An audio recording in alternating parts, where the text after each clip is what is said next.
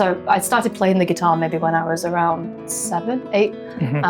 My dad had like loads of guitars lying around the house, and he is like self-taught. He plays acoustic guitar and electric guitar. And we would play Hotel California together, like all the time.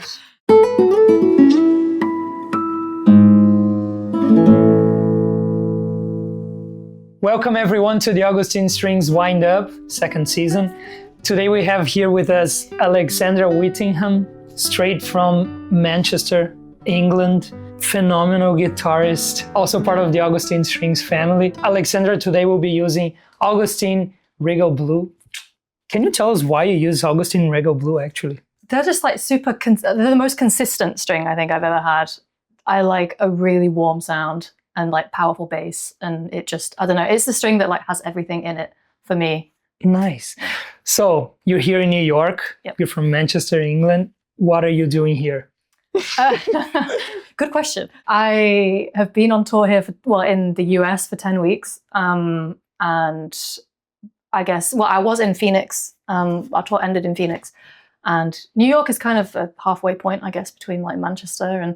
And I had like a meeting with the US team of my record label. It's just been nice to spend a couple of days in New York. I've never been here before. So yeah, it's a very cool city. Favorite New York memory? Oh God, I mean, I've been here for about 24 hours. So, Augustine Strings Wind Up, let's go. Absolutely. You mentioned the tour, but I'm gonna talk about this later. Just to give you a brief rundown, and also to our friends watching the episode. For each string that you'll be changing, there will be a different topic of questions. The first string, E string, it's an entree, an introduction. Second string, B, we're gonna talk about beginnings. Third string, G, gear, guitar. Fourth string, D, dreams. Fifth string, A, used to be artificial intelligence questions, but now we ask our friends on Instagram to send you questions. So I'm gonna read one or two. And the sixth string, my name is Edu with an E. I can ask whatever I want. You mentioned you're here because of a record label you went to meet in the office in New York. Yeah, just a very casual hello. I'd never met them before, like the US team. So it was nice to meet them. Decca Records, right? Yeah. How did it happen that you signed with Decca? How many, I don't know, albums are you going to record with them? And when is the next one? Oh, I don't know how it happened. I still ask that question every day. I guess it maybe started, so when I was in my second year of undergrad in London, at the Royal Academy of Music, I was invited so I had some funding to buy a new guitar from the EMI Music and Sound Foundation, and they very kindly offered me some funding towards a new instrument. And after that, maybe a few months after, they contacted me and said, "Oh, there's going to be a fundraiser at Abbey Road Studios, and we'd like you to play some pieces as part of this fundraiser." And I didn't know at the time, but it was in collaboration with Universal Music. And it was me and Imelda May, who's this amazing singer-songwriter, like quite famous, who I actually hadn't heard her music before. And yeah, so I got to meet her and we both performed. And afterwards, I was 19, I think 20 at the time. And I was just sort of in awe of like being in Abbey Road. And it was just an amazing experience. Like they gave me a dressing room, they ordered me pizza, and I was like, oh my God, like I could live like this. And like the person who was sort of responsible for showing me around sort of took me to meet these people, and I ended up in conversation with the head of Universal Music. I didn't know at the time, and then afterwards he gave me his business card and was like, "Oh, we should keep in touch." But that was 2017, 18. And I did, and I kept in touch with him, and I sent him updates. But we lost touch for like a long, long time. And I released an album with a different label at first. And I'd say maybe like 2 years later, I got an email from one of the producers at Decca, and that was it. It was a long process, maybe like 2 years from then. Nice. But yeah, that's kind of, I guess, how it happened. And then you released already recordings with Decca, and you have a new album coming, right? Yes. So we, at the moment, we did like a year of singles. So the contract was for me to do like a year of singles. So like one a month. We recorded like a whole mixed bag of stuff. Poems, yes, all right. Christmas. Yeah, all sorts, absolutely all sorts. And yeah, and now I recorded my first album with them in December and January. Literally, we finished the album 2 days before I came to the US, which was hectic, to say the least. But it was an amazing experience. And the producer, his name is Jonathan Allen. He's incredible. Yeah, like such a great producer to work with. And I actually got the first edits of the album back yesterday. So did you hear it? Yeah. Walking around New York. It was in the airport. It wasn't yesterday, so it was the day before. And it was odd because literally 10 minutes before I'd said goodbye to like the 3 guys I was on tour with for 2.5 months. And I got through security and I had this email with 13 new edits. I was like, oh my God, that's such good timing. So yeah, I've had like a little listen so far, and I'm excited to like hear the rest of it. And when will it be released? It'll be released in October, 3rd of October, I believe. It's either the 3rd or the 4th, whichever's a Friday. Nice. I don't know if you can tell us what is the repertoire. It's an all French-inspired album. Yeah, I absolutely love the music that's on there, and I'm really, really like, we've had a lot of new arrangements of like French classics and a lot of arrangements by like Roland Diens, for instance, who is like my all-time idol when it comes to just jazzy and cool arrangements. It's a very big mix, very big mix. Yeah. How did it start with the guitar? I want to ask this broad question. Was it your idea?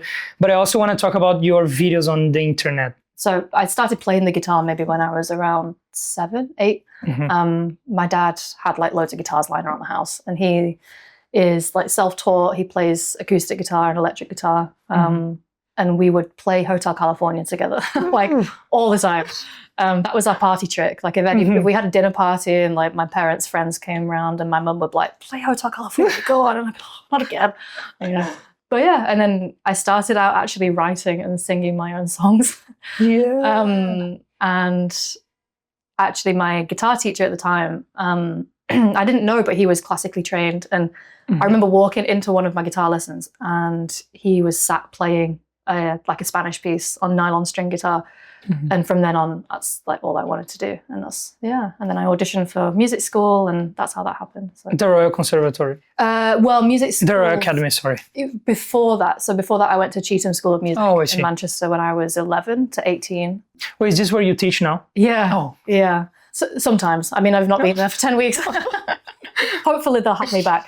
But yeah, and then the Royal Academy. And when did the recording yourself started? When I think I was in the last year of school, which would have been when I was about 17. It wasn't ever anything that I expected to do or like planned to do.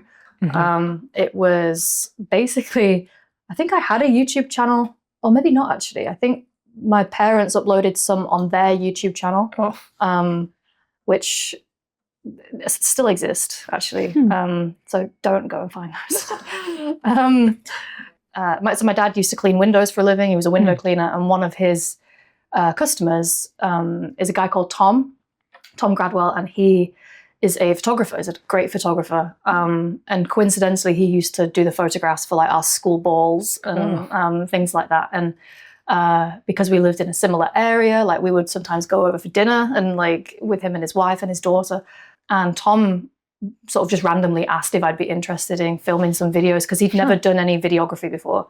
And I think he wanted to just try it out and see whether it was something that he could do and enjoyed. Yeah, so we kind of, he would have photo shoots in this old like abandoned cotton mill in this town called Bolton, just outside of Manchester.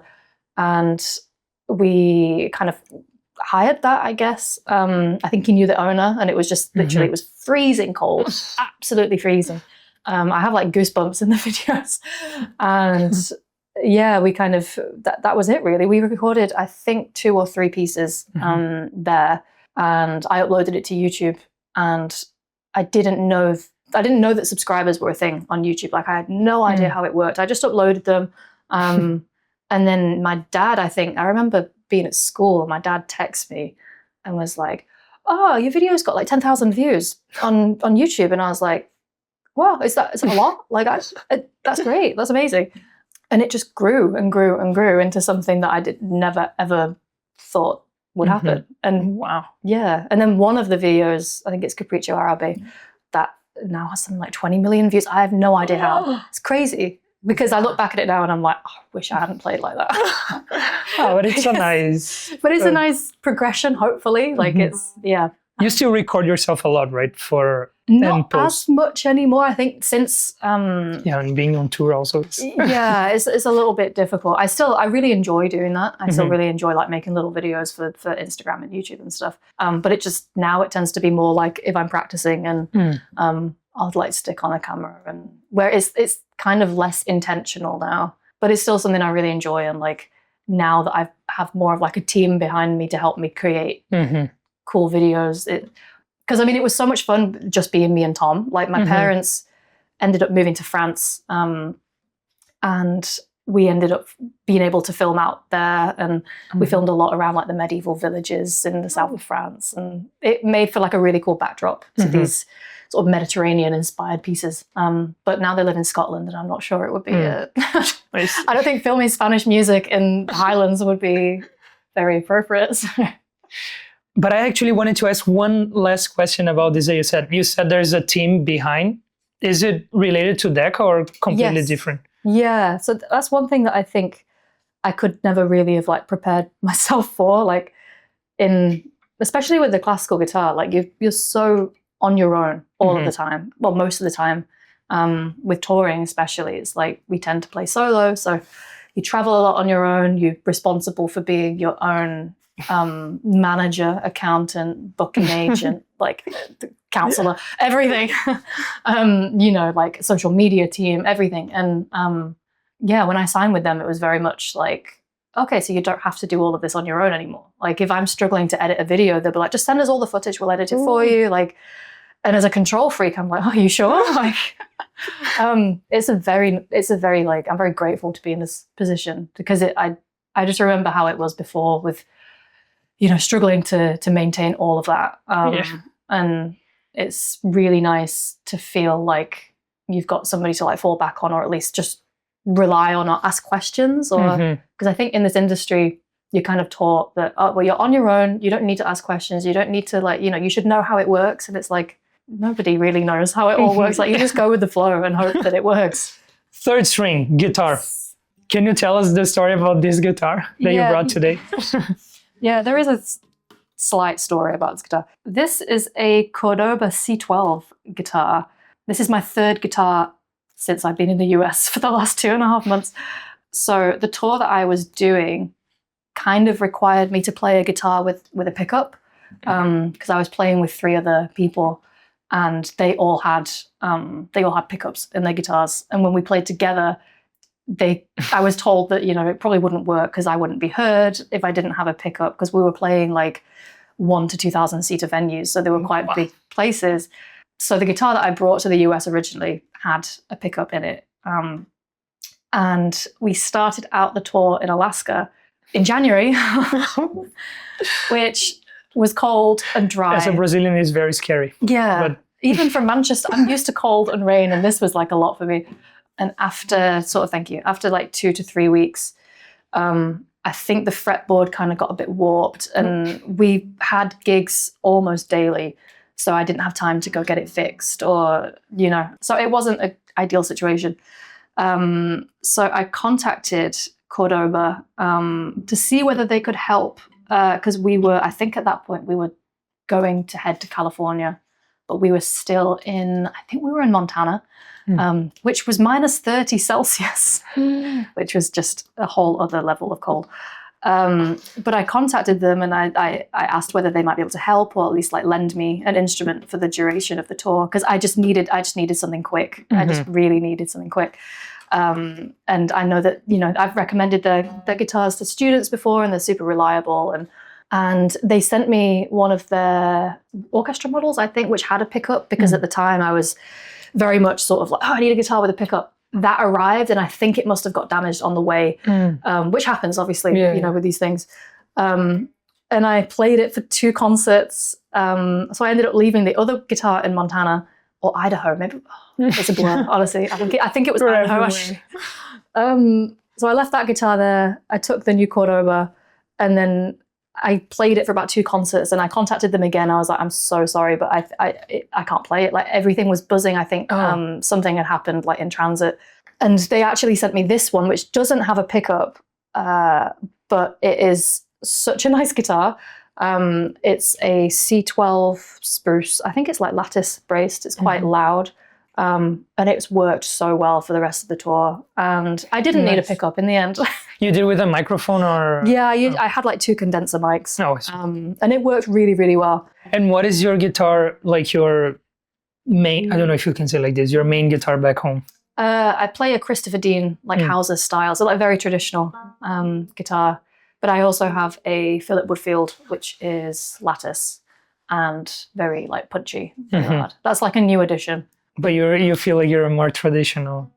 I don't know. I think I'm slightly now like leaning towards, like I'm going to Paris in a few weeks to try some more guitars. The Christopher Dean is like one that I will never ever sell. It's the first guitar that I felt like it was made for me. Even if it wasn't, I got it secondhand when I was a student. But it's, you know, that like when you find a guitar and it's like, this fits so well. Moving to the D string, Dreams. You said here that you just did a huge tour, many concerts. You were everywhere in the US and Canada, right? Yes, Canada as well. You signed with Decca. You played in amazing venues here and in Europe and everywhere. What's coming next? What is a big dream that didn't happen yet, but you're looking, you want to? Oh, I mean, I have lots of things that I would love to do. One of my dreams, which I never, ever, ever in the million years thought would happen, is to play in the Royal Albert Hall. And next month I'm playing in the Royal Albert Hall, which I'm like super excited about. What is it? Is solo concert or? It's a concert by Classic FM. It's called Classic FM Live, and I think they do like 2 concerts of it a year, and it's with the Royal Liverpool Philharmonic Orchestra. Nice. And yeah, I'm playing 2 pieces. They have, I think, maybe 3 soloists. Just for context, because we're on YouTube. Yeah. When are we talking about? What is the date? What is the month? Year? This year, next month actually. 2025? Yes, I think it's April 24th. Okay. Yeah. Just for context. Yeah. Because people are saying, oh, next month I'm going, and it's like 2027. Yeah, you might be watching this after that's already happened. But it'll be on TV and on radio. Wow. Which is scary. So you're playing with the orchestra? Yes, yeah. What is the concerto? So it's not a concerto, it's like too short. It's actually a film music night. Nice. So I'm playing, as I said earlier, my album that's coming out is like a French-inspired album. So we have a really nice arrangement of La Vie en Rose, which was arranged by Laura Snowden. And yeah, she's fabulous. And I'm playing Cavatina, obviously, which I haven't actually played before. It's my first time playing Cavatina, which I think is a piece that usually every guitarist has played by the age of like 20. So that's so nice. Yeah. This is more philosophical question, actually, I guess. How do you deal? Are you a dreamer? How do you deal with like creating expectations and like to setting goals and dreaming about big things? I think this is going to sound quite depressing, so I apologize. I'm a realist and I'm British, so we're all like this. But I think I kind of struggle a little bit with acknowledging like achievements. I think a lot of musicians do, or a lot of like artists do. I think once we achieve something that we were like once dreaming of, it can be quite difficult to recognize that that's happened. Because usually you're like trained, like, okay, go straight on to the next thing. Yeah. You know, you don't have time to celebrate. Enjoy. You have to, yeah. And also I think in this industry, you kind of met with so many pushbacks and so many no's. Like the amount of rejection that I've had and that everybody gets in this industry is crazy. So without trying to sound too depressing, like you do kind of, I think, become numb to some of that to a certain extent. So when amazing things happen, it's amazing. And I mean, like when I signed to Decca, I was just sort of, you know, it was such a long process that like, you know, it's kind of like building up. And then when we released the first single, it was like, wow, I never thought this would happen, you know, and it's happened. And so I did get a chance to like, you know, take a little bit of time to enjoy it. But yeah, it's I think I think with every no kind of, you know, you become a little bit more resilient, and you become more sort of not expecting things in a way. Like if I have goals, it's like I have to make sure that if I don't get to achieve those goals, I'll still be fine. There has to be like a balance between celebrating and like being proud of what you've done, but also like not really caring too much if it doesn't happen, because there are more important things in life than living the moment. Living the moment. Exactly. Sorry to be so depressing. No, I don't think it's depressing at all. I think living in the moment is actually very positive. Yeah, I guess. I hope so. It's something that I need to get better at as well. Like I'm not great at it sometimes. Like I think everybody struggles with it a little bit, but at the same time, it's like you have no choice other than to like keep going through stuff. Otherwise, it's like you just stay in the same place, you know? So this one is actually very technical.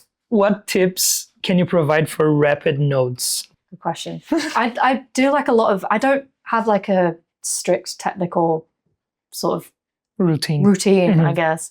I do a lot of like chromatic patterns and stuff at like different speeds and different rhythms and like dotted rhythms and different fingers. And I find that I don't know, because like with chromatic stuff, you kind of don't really have to think about it too much with the left hand, but it's still busy. So I don't know, is that a really boring answer? It's probably a really boring answer. How is a practice session in your day? Day in life with Alexandra Whittingham. Oh God. There's usually like an obscene amount of caffeine involved, like ridiculous levels. So that's the trick to play rapid notes. Yeah, I always, even before concerts, I drink coffee. It's actually probably not a good idea. I think I did it once and was like, oh, that went well, so now I have to do it every time. You know, like these really weird little like superstition things that you have that's like, okay, well, I did that once, so like, I don't know, I wore red, so I have to wear red all the time now. Or like, yeah, typical practice day, I think I don't plan out like time-wise my practice very much. Because I used to do that, and I went through a phase when I was at music college where I kind of, well, you have to, I think, at music college, especially, and any students like watching this will know that like you have to book practice rooms at college and like all of this kind of stuff. So you literally have like, if you book 3 hours, those are your 3 hours to practice. I used to kind of like that because it's like, you know that you can't practice outside of those hours in that room because somebody else has booked it. So it makes you do the work. But at home, I don't think, like since graduating, it doesn't work for me because I'm rubbish at keeping my own schedule. So what I tend to do is when I've got a lot of music to learn, like with the album, for instance, I think we recorded 24 pieces and most of those were new to me. And it was learning these, you know, some of them were like really short pieces and like not too difficult, but some of them like the Dian's French song arrangements were like, I recorded La Foule, which is an incredible arrangement, but like one of the most difficult things I've ever played. Wow. And with things like that, I found that for me, making like small goals for each day. So whether that's sort of like, you know, get the muscle memory down on this bit, or even just learn the first 8 bars and then move on to something else, or, you know, get the fingerings for this section of this piece. And it takes me however long it takes. But I find that for me, that works better than saying like, you're going to spend an hour on this piece. Because I'll look at my phone for 20 minutes and I'll be like, oh, an hour's gone, great. Like, Next. Yeah. So I don't know. So your technical routine is basically with the hard pieces that you are already doing. Yeah, I tend to, sometimes I make sort of little technical exercises out of the pieces that I'm playing, like out of, so I find that if there's something that I'm struggling with within a piece, I'll try to take it out of context so that then when you get to that bit in the piece, you've already done it in so many different ways that it feels quite easy to do in the way that it's written. So whether that's like the right hand fingering. Oh my God. That didn't happen.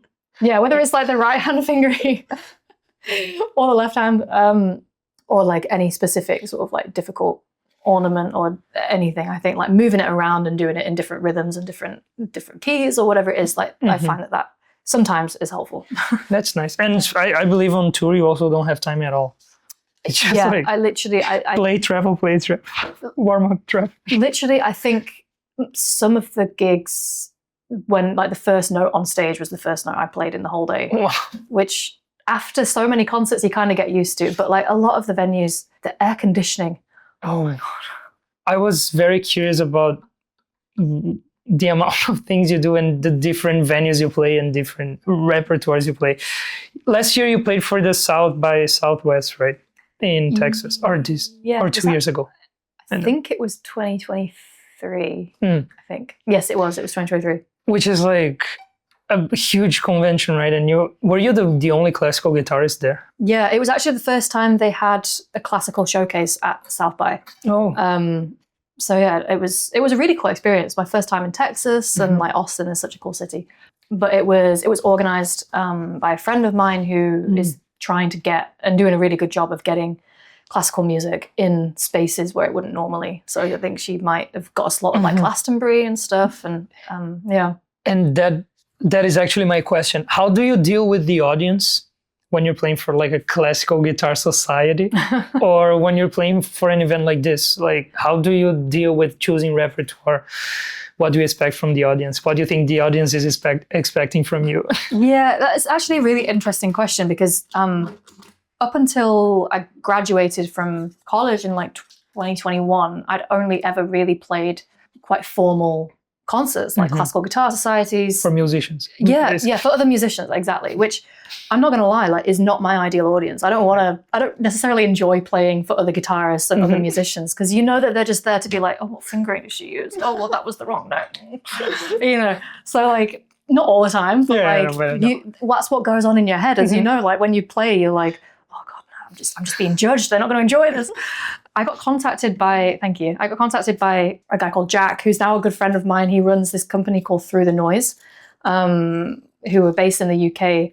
And they specialize in putting classical concerts, but in like non-classical spaces, really. So they put concerts on in like jazz clubs and nightclubs and all sorts of really, really cool venues. And I've done a few tours with them. And I have one coming up with Stephanie Jones, guitarist. We're doing a duo tour with them. And that was the first time I'd really played like classical music for people standing with beer. Like it was a really weird thing to go from, you know, a very, very, very formal education to being able to like wear Converse on stage. Do you know what I mean? So it was quite liberating. And I remember noticing for the first time this difference because I played for a classical guitar society in the UK. I won't name which one. And this is after I'd done a few like tours with Through the Noise and like we'd played in these, you know, these different venues, yeah. And I went to play for this classical guitar society. It was a lovely, lovely gig, and like the people were super nice. But the room was freezing, like absolutely freezing, to a point where I was like, I was wearing heels at the time, and my feet were actually numb, like really numb. I couldn't feel them walking off stage. And I went off stage for the interval and I had no idea what to do. And I was like, I physically like can't, you know, I have to drive back. How am I going to drive after this? Like I can't feel my feet. And the shoes that I came in were Converse. And like when I arrived, obviously I wasn't wearing my concert stuff. And so I put on my Converse. I was like, I can't do this. I really, really, you know, really can't.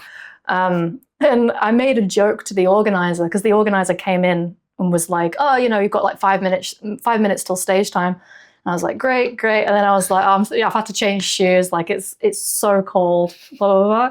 And without thinking about it, he looked at me and he goes, I should mention that on stage if I were you. I would make the audience aware. And I laughed. And I was like, that's hilarious. And then his face was like stone cold.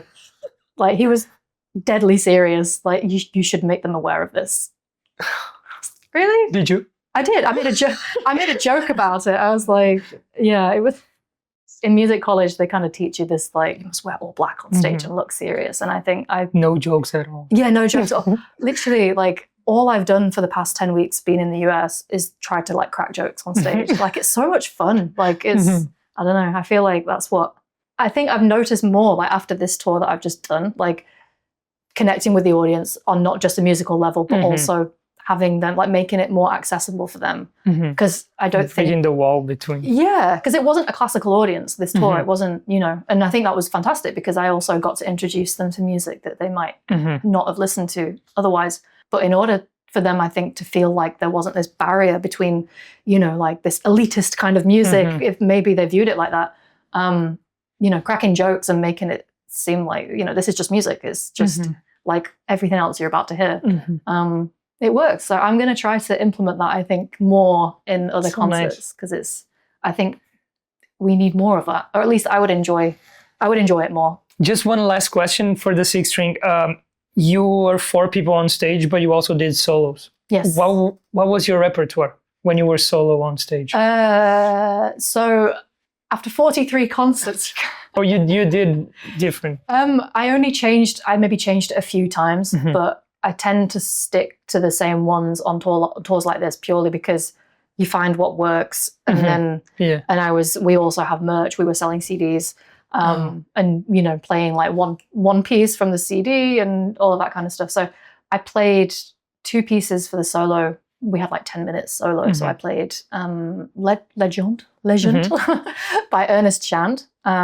And I also played Tango on Sky by Roland Diaz because 2 very different pieces. And then sometimes I played Sati Nocian, the Roland Diaz arrangement. But yeah. And in group, what was... all sorts.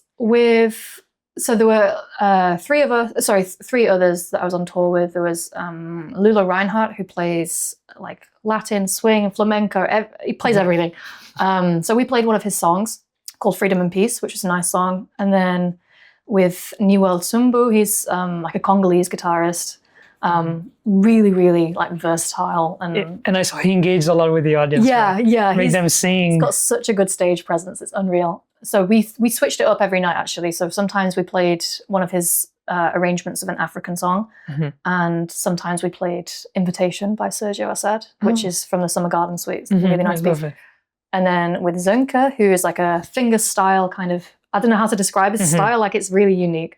And he writes a lot of his own songs, but I told him that I'd just recorded like a French album and I gave him, you know, some ideas of maybe what we could do as a duo. And he took Roland Diaz's arrangement of La Foule and made it for 2 guitars. Oh, nice. And yeah, we've recorded like little snippets. Yeah, I saw on Instagram. Yeah. Nice. But he did a really good job with that. It was nice. Thank you so much. That was amazing. I wish we could stay for hours talking, but it was amazing to have you here. I hope you had a good time in New York, in the US. Thank you. Safe travels back home. Let us know when you're here again. I will. Thank you. And thank you everyone for watching this episode.